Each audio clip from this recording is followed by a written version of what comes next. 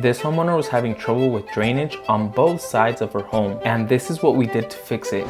So this homeowner actually saw us working across the street from her. She asked us to walk her property and see what we can do for her. The problem the homeowner was facing was that water kept puddling on both sides of her home. So we did three main things here. One was install pavers.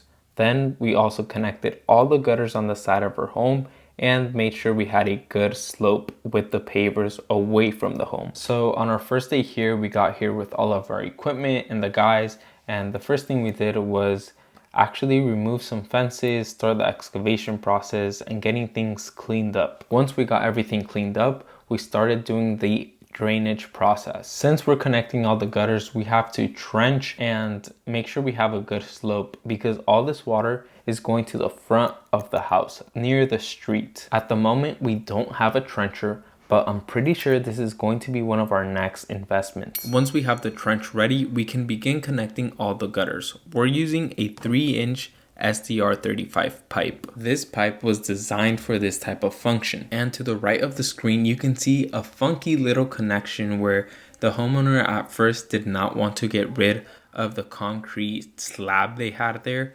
But after they saw it, I think they convinced themselves that, yep, it was time to do it then. When doing our projects, we always recommend, hey, you should think about doing this, or you should think about doing that. Now is the perfect time. Sometimes the homeowners listen, sometimes they don't.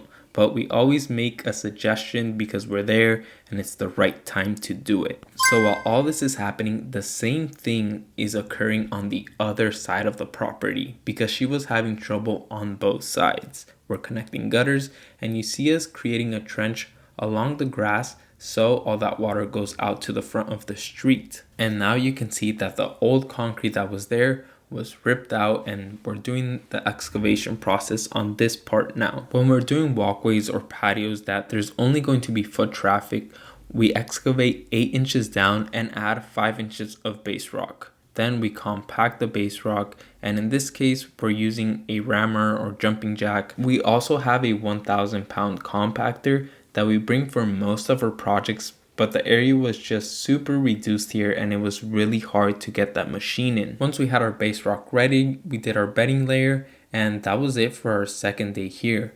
On our third day, we started installing the pavers. When installing pavers, there's 3 things we're looking at. First, our bedding layer. We need it to be smooth. That's why we use screed rails. Second thing we're looking at is going straight. We want our pavers to go straight, so that's why we're using a string line. And the third thing we're looking at is the pattern. We need to make sure we're following the pattern or else things will look off. Once we installed the pavers here, we went to the other side and did the same thing.